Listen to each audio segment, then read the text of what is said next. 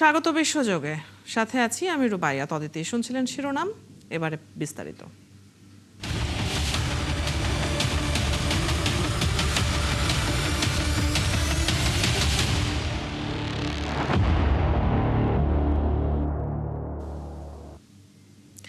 মার্কিন হেলিকপ্টার ভূপাতিত করার জবাবে ইরানের ওপর আবারও হামলা চালিয়েছে যুক্তরাষ্ট্র।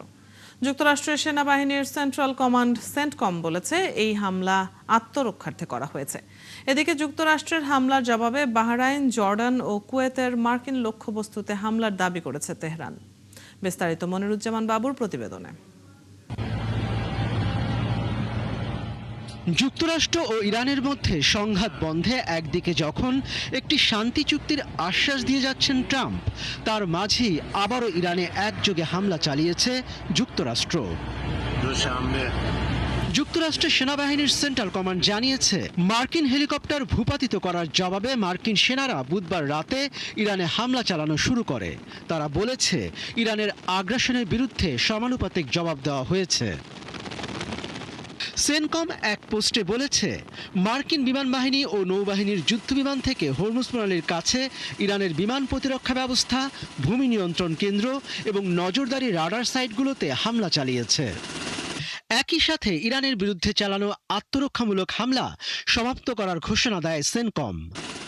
গত মঙ্গলবার হরমুজ প্রণালীর কাছে মার্কিন সেনাবাহিনীর একটি AH-64 হেলিকপ্টার বিধ্বস্ত হয়। ইরানকে দায়ী করে এই হামলার জবাব দেওয়া হবে বলে হুমকি দেয় যুক্তরাষ্ট্র।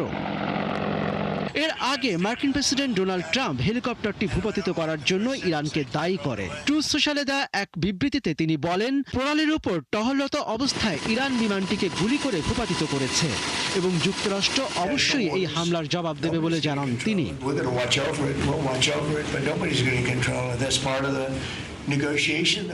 এদিকে ইরানের রাষ্ট্রীয় সম্প্রচার মাধ্যম IRIB জানিয়েছে, প্রথম দফায় হরমুজ প্রণালীর কেশম দ্বীপে এবং সিরিক ও জাস্ক বন্দরে বিস্ফোরণ ঘটেছে। এছাড়া বন্দর আব্বাসেও বিস্ফোরণের খবর পাওয়া গেছে। এদিকে ইরানে হামলার পর দেশটির পররাষ্ট্রমন্ত্রী আব্বাস আরাকচি এক্সে এক পোস্টে হুঁশিয়ারি দিয়ে বলেন, ইরান কোনো হামলা বা হুমকির জবাব না দিয়ে ছাড়বে না। তিনি আরও বলেন, নিরাপদ থাকতে চাইলে তাদের অঞ্চল ছেড়ে চলে যেতে হবে। এদিকে ইরানের ইসলামিক বিপ্লবী গার্ড IRGC জানিয়েছে, দক্ষিণ ইরানে মার্কিন হামলার জবাবে তারা বাহরাইনে মার্কিন পঞ্চম নৌবহরের ড্রোন এবং জর্ডানের একটি বিমান ঘাঁটিতে ক্ষেপণাস্ত্র হামলা চালিয়েছে। IRGC আরও জানায়, তারা মোট 21টি মার্কিন লক্ষ্যবস্তুতে হামলা চালিয়েছে এবং তার মধ্যে 4টি ধ্বংস করেছে। মনিরুজ্জামান বাবু, 71। ইরানের সর্বোচ্চ নেতা আয়াতুল্লাহ আলী খামেনির জানাজা ও দাফনের সম্ভাব্য সময়সূচি ঘোষণা করেছে দেশটির কর্তৃপক্ষ। খামেনির স্মরণ সভা আয়োজন কমিটি জানিয়েছে, মহররম মাসের প্রথম 10 দিন শেষ হওয়ার পর তার জানাজা ও দাফন সম্পন্ন করা হবে। ইরানের আধা সরকারি সংবাদ মাধ্যম মেহের নিউজ জানিয়েছে, মঙ্গলবার খামেনির স্মরণ সভা বিষয়ক কমিটি এই সংক্রান্ত দ্বিতীয় বিবৃতি প্রকাশ করেছে। এতে বলা হয়েছে, সাবেক সর্বোচ্চ নেতার স্মরণ সভা, জানাজা ও দাফন অনুষ্ঠান যথাযোগ্য মর্যাদায় আয়োজনের জন্য ব্যাপক প্রস্তুতি নেওয়া হচ্ছে। বিবৃতিতে দেশি বিদেশি বিভিন্ন গণমাধ্যমে অনুষ্ঠান নিয়ে প্রকাশিত যাচাইবিহীন তথ্যের বিরুদ্ধে সতর্ক করা হয়েছে। কমিটির দাবি, এই ধরনের প্রতিবেদন সাধারণ মানুষের মধ্যে বিভ্রান্তি তৈরি করছে এবং অনুষ্ঠানে অংশ নিতে ইচ্ছুকদের জন্য অনিশ্চয়তা সৃষ্টি করছে।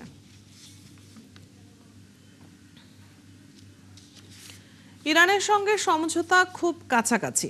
গত 2 মাস একই সুরে এই বার্তাই দিয়ে আসছেন খোদ মার্কিন প্রেসিডেন্ট ডোনাল্ড ট্রাম্প। বারবার চুক্তির সম্ভাবনার কথা বললেও এখনও মেলেনি কোনো চূড়ান্ত সমাধান বা আশার বাণী।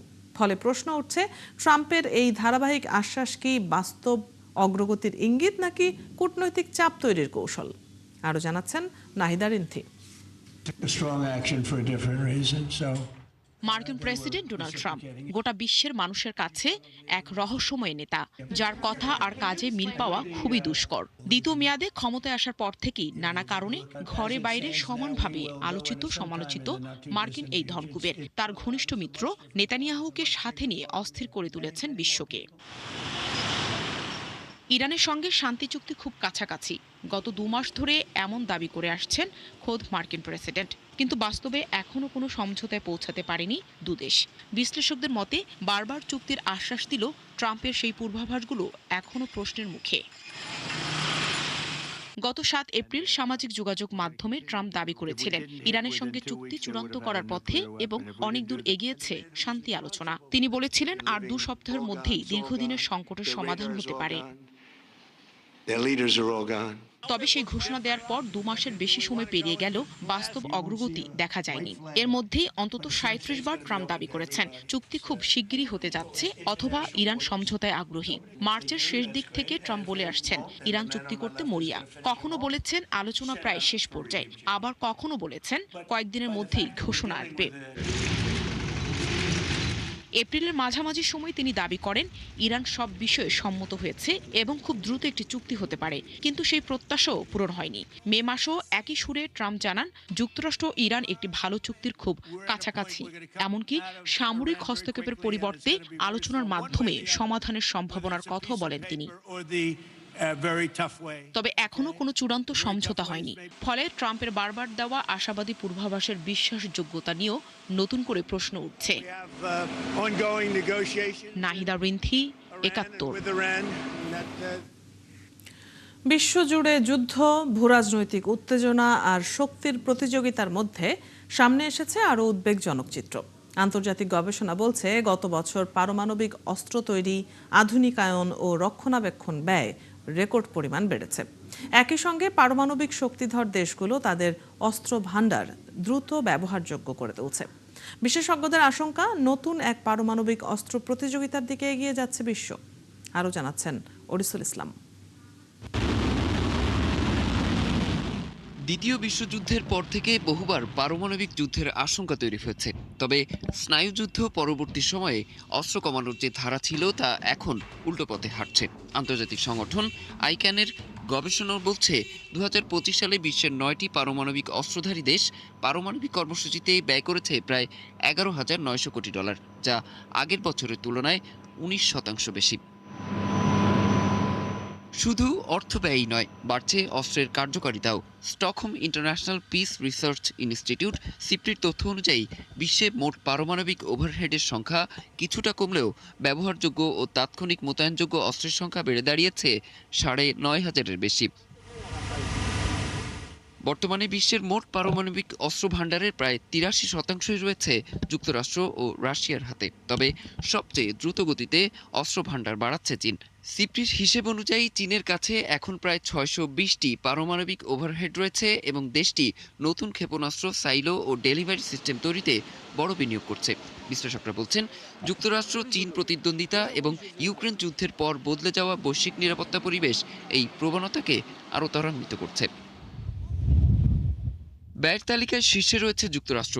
গত বছর দেশটি একাই ব্যয় করেছে প্রায় $6,920 কোটি। এরপর রয়েছে চীন, ব্রিটেন ও রাশিয়া। গবেষণা বলছে আগামী 1 দশকে শুধু যুক্তরাষ্ট্রের পারমাণবিক কর্মসূচির পেছনেই ব্যয় হতে পারে প্রায় $1 ট্রিলিয়ন। বিশেষজ্ঞদের সবচেয়ে বড় উদ্বেগ কেবল অস্ত্রের সংখ্যা নয়, বরং প্রযুক্তির নতুন সংযোজন। কৃত্রিম বুদ্ধিমত্তা বা এআই, স্বয়ংক্রিয় কমান্ড সিস্টেম এবং দ্রুত সিদ্ধান্ত গ্রহণ প্রযুক্তি ভুল হিসাব বা ভুল সংকেতের ঝুঁকি বাড়াতে পারে। বিশেষজ্ঞরা বলছেন পরিস্থিতি নিয়ন্ত্রণে কার্যকর অস্ত্র নিয়ন্ত্রণ চুক্তি, কূটনৈতিক সংলাপ এবং পারমাণবিক নিরস্ত্রীকরণ উদ্যোগ জোরদার করা জরুরি। অন্যথায় আগামীতে বৈশ্বিক নিরাপত্তা আরও অনিশ্চিত হয়ে উঠতে পারে। অরিসুল ইসলাম, ৭১। অধিকৃত পশ্চিম তীরে অবৈধ বসতি স্থাপন ও ফিলিস্তিনিদের বিরুদ্ধে সহিংস কর্মকাণ্ডে জড়িত থাকার অভিযোগে ইসরায়েলের কয়েকটি সংগঠন ও ব্যক্তির বিরুদ্ধে নিষেধাজ্ঞা দিয়েছে 5টি পশ্চিমা দেশ। দেশগুলো হলো যুক্তরাজ্য, কানাডা, ফ্রান্স, অস্ট্রেলিয়া এবং নরওয়ে। মঙ্গলবার প্রকাশিত এক যৌথ বিবৃতিতে দেশগুলো জানায় নিষেধাজ্ঞার আওতাভুক্ত ব্যক্তি ও সংগঠনগুলোর সম্পদ জব্দ করা হবে এবং সংশ্লিষ্ট ব্যক্তিদের এসব দেশে ভ্রমণের ওপর নিষেধাজ্ঞা আরোপ করা হবে। নিষেধাজ্ঞার তালিকায় রয়েছে বসতি স্থাপনকারী সংগঠন আমানা, নাচালা, হাসমার ইয়স, তোরাত লেখিমা ও লেহাবা সহ একাধিক ডানপন্থী গোষ্ঠী। এছাড়া কয়েকজন বসতি স্থাপনকারী কর্মীর বিরুদ্ধেও একই ধরনের ব্যবস্থা নেওয়া হয়েছে। এদিকে ফ্রান্স আলাদাভাবে ঘোষণা দিয়েছে ইসরায়েলের অর্থমন্ত্রী বেজালেল স্মোট্রিচের বিরুদ্ধেও নিষেধাজ্ঞা আরোপ করা হবে।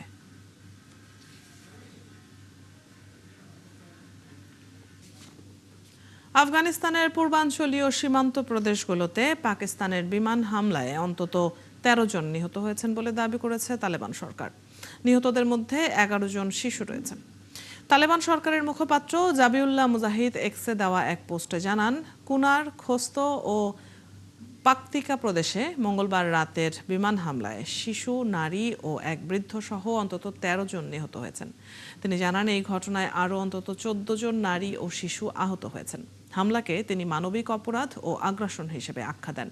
তবে এই ঘটনায় পাকিস্তানের পক্ষ থেকে এখনও কোনো আনুষ্ঠানিক প্রতিক্রিয়া পাওয়া যায়নি।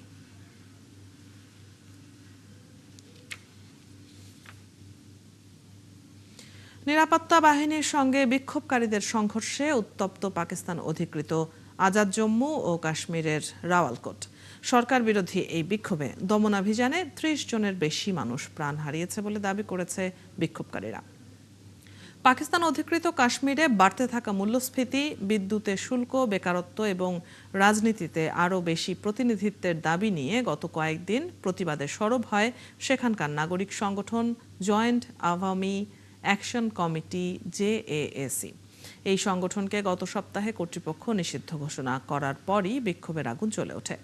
মঙ্গলবার বিক্ষোভের আগে পাকিস্তান অধিকৃত কাশ্মীর কর্তৃপক্ষ ফেডারেল প্যারামিলিটারি পুলিশ মোতায়েন করে এবং কড়া বিধিনিষেধ দিয়ে ভ্রমণ নির্দেশিকাও জারি করে। রাওয়ালকোটে কড়া নিরাপত্তা ব্যবস্থা নিয়েছে প্রশাসন। তল্লাশি অভিযান চলছে। কিছু অংশে ইন্টারনেট পরিষেবাও বন্ধ করা হয়েছে। প্রবাসী বাংলাদেশি কর্মীদের সামাজিক নিরাপত্তা, কর্মক্ষেত্রের সুরক্ষা এবং সরকারি সুবিধা সম্পর্কে সচেতনতা বাড়াতে মালয়েশিয়ার মালাক্কায় অনুষ্ঠিত হলো ঈদ পুনর্মিলনী। এতে পারকেসোতে নিবন্ধনের গুরুত্ব তুলে ধরে প্রবাসীদের সুরক্ষা নিশ্চিত করতে আরও সক্রিয় হওয়ার আহ্বান জানান মালয়েশিয়ায় নিযুক্ত বাংলাদেশের high commissioner Manjurul Karim Khan Chowdhury. Malacca থেকে আরও জানাচ্ছেন মোস্তফা ইমরান রাজু। মালয়েশিয়ার সমুদ্র তীরবর্তী ঐতিহাসিক রাজ্য মালাক্কায় প্রবাসী বাংলাদেশি কর্মীদের অংশগ্রহণে আয়োজন করা হয় ঈদ পুনর্মিলনী অনুষ্ঠান। কুয়ালালামপুরের বাংলাদেশ হাই কমিশন ও মালয়েশিয়ার সামাজিক সুরক্ষা সংস্থা পারকেসো যৌথভাবে এ আয়োজন করে। এ আয়োজনে কর্মক্ষেত্রে দুর্ঘটনাজনিত ক্ষতিপূরণ, চিকিৎসা, পুনর্বাসন ও পেনশন সুবিধা নিশ্চিত করতে প্রবাসী কর্মীদের বীমা স্কিমে অন্তর্ভুক্তির উপর গুরুত্ব দেন বক্তারা। একজন ভালো মানুষকে, ভালো কর্মীকে কিন্তু সবাই পছন্দ করে। এই মালয়েশিয়ার অনেক নিয়োগকর্তা বলছে যে বাংলাদেশ সরকার অনেক ভালো, তো সেই সুনাম অর্জন করা লাগবে, সেইভাবে কাজ করা লাগবে। এ সময় বেশিরভাগ বাংলাদেশি কর্মী তাদের সুযোগ সুবিধা ও সুরক্ষায় করণীয় সম্পর্কে জানেন না উল্লেখ করে পারকেসোতে নিবন্ধন নিশ্চিত করার জন্য কর্মীদের পরামর্শ দেন হাই কমিশনার মঞ্জুরুল করিম খান চৌধুরী। পারকেসো সদস্য হতে হবে। আমাদের অধিকাংশ শ্রমিকরা জানেনই না পারকেসো কি, এবং অধিকাংশ না বললেও একটা বিরাট অংশ নিয়োগকর্তা, এমপ্লয়ার সামান্য একটু টাকা পে করতে হবে, সেই জন্য সে শ্রমিকদের এই পারকেসো ইন্স্যুরেন্স স্কিমের সাথে আনে না। এটা তার পক্ষ থেকে অপরাধ। আপনারা দেখেছেন এদের আইনে যে শাস্তির বিধানও আছে, এবং এটা দুজনের জন্যই, এমপ্লয়ারের জন্য এবং এমপ্লয়ির জন্য, যদি এই স্কিমের সদস্য না হয়। এবং আপনাদের মাধ্যমে অন্যদেরকে এটা পৌঁছে দিতে, একটু খোঁজ নেওয়ার জন্য, এমপ্লয়ারকে জিজ্ঞেস করার জন্য যে পারকেসোর সাথে রেজিস্টার্ড হয়েছে কিনা। আমি যে শ্রমিক, বিদেশি শ্রমিক, আমার নিরাপত্তার জন্য পারকেসোতে রেজিস্টার্ড করেছে কিনা। আমাদের কাছে দূতাবাসে যত সমস্যা সাহায্যের জন্য বাংলাদেশিরা আসে, খুব অবাক হয়ে যায় যে এই পারকেসো তার 50 থেকে 70% হয়তো কভার করে ফেলতে পারে। ঈদ পুনর্মিলনী এই অনুষ্ঠানে দেশীয় গান, নাচ ও সাংস্কৃতিক পরিবেশনায় মুখরিত হয়ে ওঠে পুরো আয়োজন। অনুষ্ঠানে হাই কমিশনের কর্মকর্তা, কর্মচারী, বিভিন্ন প্রতিষ্ঠানের নিয়োগকর্তা ও পারকেসোর কর্মকর্তারাও উপস্থিত ছিলেন।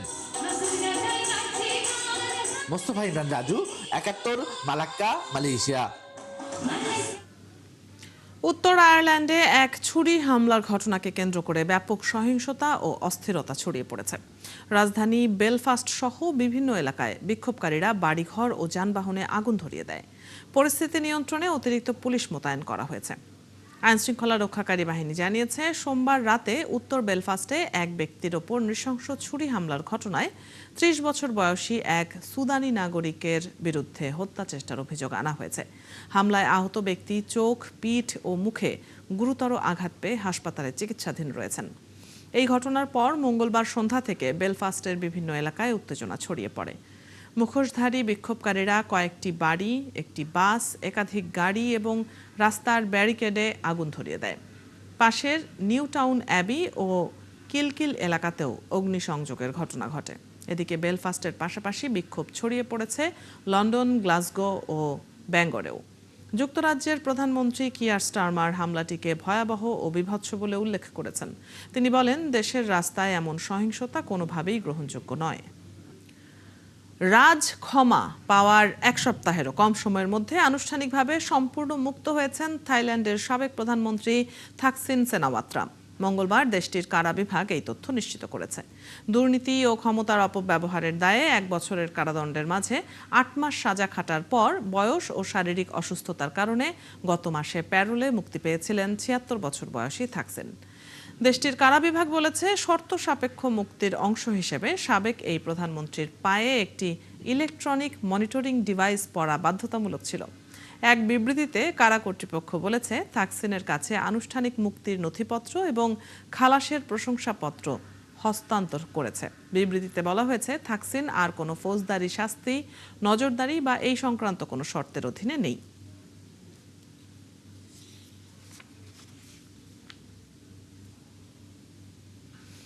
খাবারে পিঁপড়া পড়লে কেমন লাগে বলুন তো? কেমন গা ঘিনঘিনে ব্যাপার না? অথচ এই পিঁপড়া দেখতেই শুধু থাইল্যান্ডের একটি রেস্টুরেন্টে খাবার খেতে যান অনেকেই।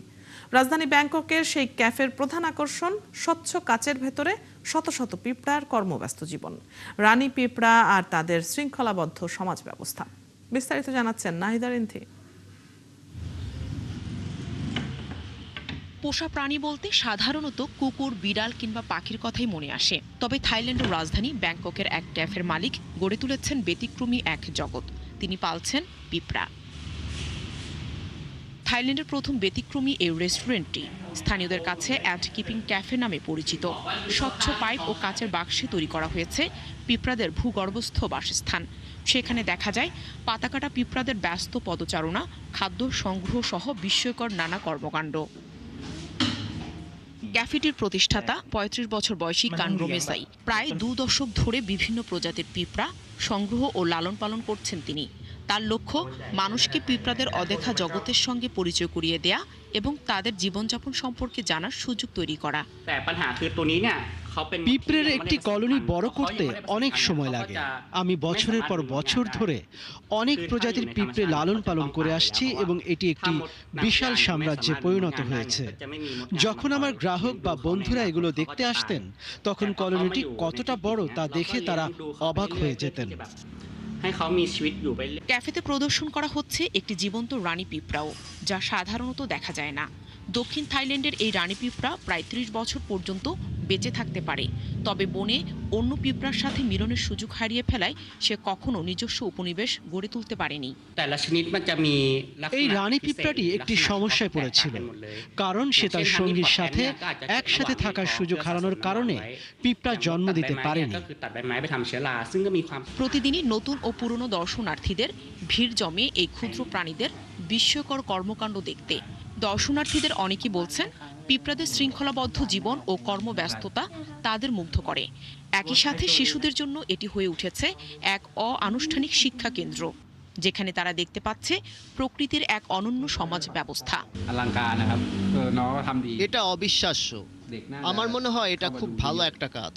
বাচ্চাদের এখানে প্রায় আসা উচিত, কারণ মাটির নিচ থেকে তাদের জগৎ এবং বিভিন্ন প্রজাতিকে দেখার সুযোগ রোজ রোজ মেলে না। มีมดหลายสายพันธุ์ เขาจะชอบเป็นคนที่สังเกต আমার ছেলে পিঁপড়ে ও তাদের আচরণ পর্যবেক্ষণ করতে ভালোবাসে। পিঁপড়েরা কিভাবে খাবার গ্রহণ করে এবং কিভাবে তাদের বন্ধুদের ডেকে আনে সেদিকেই মনোযোগ দিয়ে তাকিয়ে থাকে। มันจะมาเอาอาหารไปยังไง এছাড়া এ ক্যাফেতে অস্ট্রেলিয়ার দৈতাকার বুল অ্যান্ট, পূর্ব আফ্রিকার হারভেস্টার অ্যান্ট এবং খাদ্য মজুতের জন্য পরিচিত হানিপট অ্যান্ট সহ নানা প্রজাতির পিঁপড়া রয়েছে। নাহিদা রিন্থি, ৭১। এই ছিল এখনকার আয়োজনে। বিশ্বের আরও নতুন কিছু খবর ও বিশ্লেষণ নিয়ে আগামীকাল সকাল ৯:৩০ আবারও হাজির হবে বিশ্বযোগ। সরাসরি সংবাদ অনুষ্ঠান দেখতে চোখ রাখুন ৭১-এর ফেসবুক পেজে এবং সাবস্ক্রাইব করুন ৭১-এর ইউটিউব চ্যানেল। থাকুন ৭১-এর সাথে।